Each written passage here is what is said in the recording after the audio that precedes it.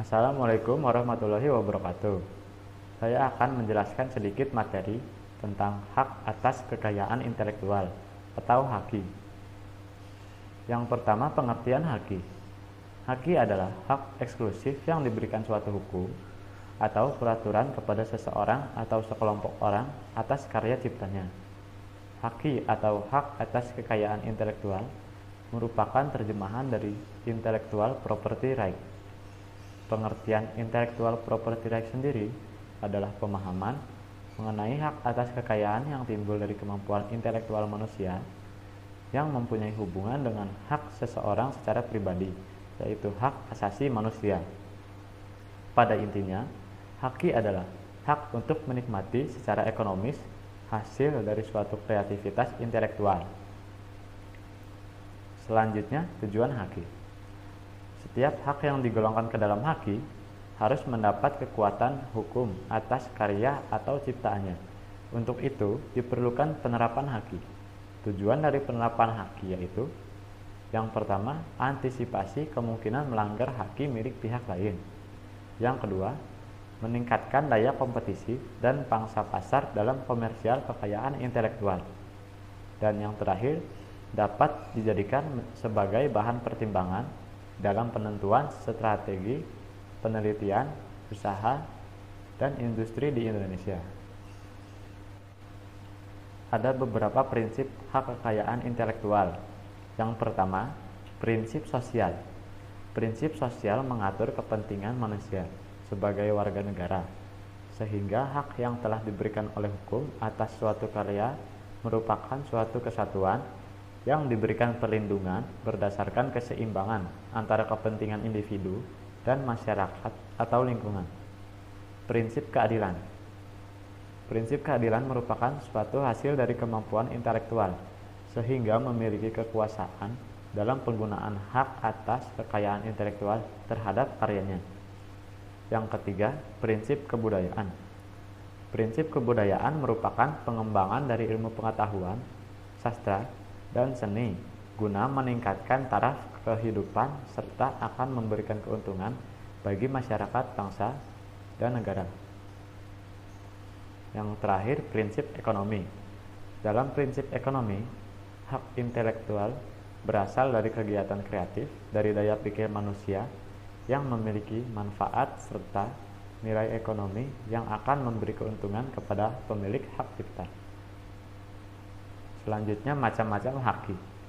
Berdasarkan World Intellectual Property Organization atau WIPO, yaitu Badan Hak Kekayaan Intelektual Dunia, menyatakan bahwa hak atas kekayaan intelektual dapat dibagi menjadi dua, yaitu hak cipta atau copyright dan hak kekayaan industri atau industrial property right. Yang pertama, hak cipta. Menurut Undang-Undang Nomor 19 Tahun 2020, hak cipta adalah hak eksklusif bagi pencipta atau penerima hak untuk mengumumkan atau memperbanyak ciptaannya atau memberikan izin dengan tidak mengurangi pembatasan-pembatasan menurut peraturan perundang-undangan yang berlaku. Hak cipta diberikan terhadap ciptaan dalam ruang lingkup bidang ilmu pengetahuan, kesenian, dan kesusastraan.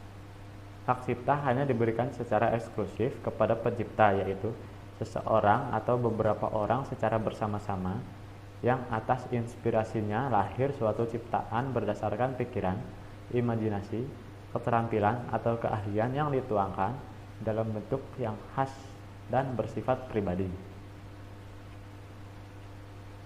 Hak-hak yang tercakup dalam hak cipta. Yang pertama, hak eksklusif adalah bahwa hanya pemegang hak ciptalah yang bebas melaksanakan hak cipta tersebut, sementara orang atau pihak lain dilarang melaksanakan hak cipta tersebut tanpa persetujuan pemegang hak cipta. Yang kedua, hak moral. Hak moral adalah hak yang melekat pada diri pencipta atau pelaku, seperti seni, rekaman, atau siaran, yang tidak dapat dihilangkan dengan alasan apapun, walaupun hak cipta atau hak terkait telah dialihkan.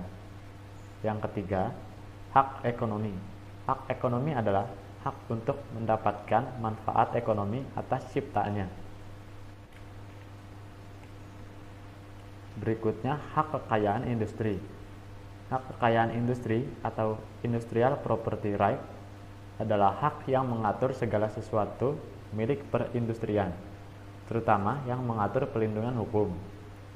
Hak kekayaan industri sangat penting untuk didaftarkan oleh perusahaan-perusahaan karena hal ini sangat berguna untuk melindungi kegiatan industri perusahaan dari hal-hal yang sifatnya menghancurkan, seperti plagiatisme. Dengan dilegalkan suatu industri dan produk yang dihasilkan dengan begitu, industri lain tidak bisa semudahnya untuk membuat produk yang sama atau benar-benar mirip.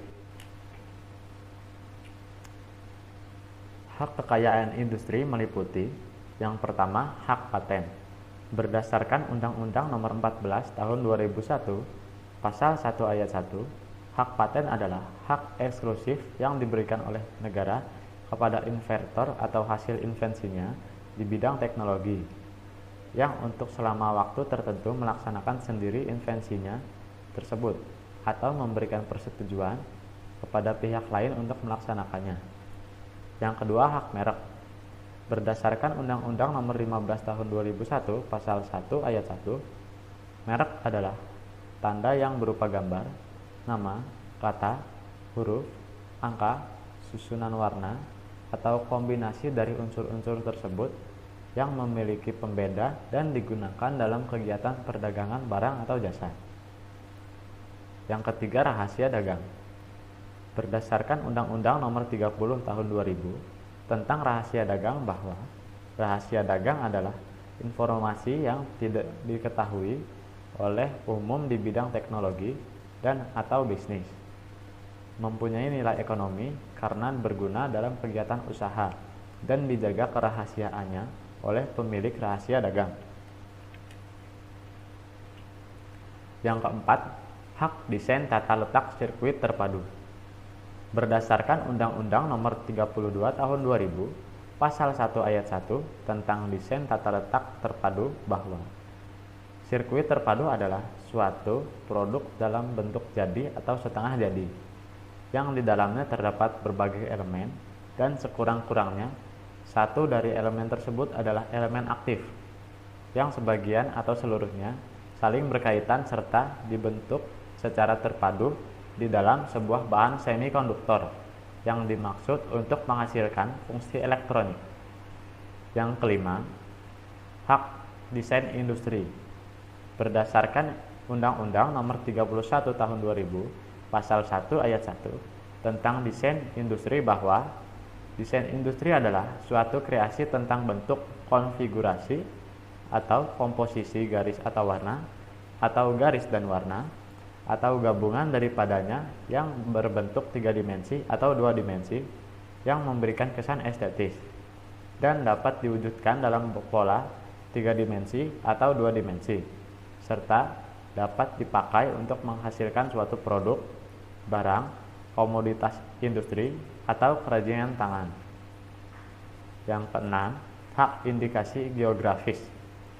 Berdasarkan Undang-Undang Nomor 15 Tahun 2001, Pasal 56 Ayat 1 tentang hak merek, bahwa indikasi geografis dilindungi sebagai suatu tanda yang menunjukkan daerah asal suatu barang yang karena faktor lingkungan geografis, termasuk faktor alam, faktor manusia, atau kombinasi dari kedua faktor tersebut, memberikan ciri dan kualitas tertentu pada barang yang dihasilkan.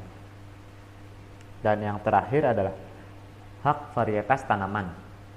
Perlindungan varietas tanaman atau PVT atau hak pemulia tanaman adalah hak kekayaan intelektual yang diberikan kepada hak pemulia tanaman atau pemegang PVT untuk memegang kendali secara eksklusif terhadap bahan perbanyakan mencakup benih, stek, anakan, atau jaringan biakan, dan material yang dipanen, yaitu bunga potong, buah, dan potongan daun dari suatu varietas tanaman baru untuk digunakan dalam jangka waktu yang ditentukan.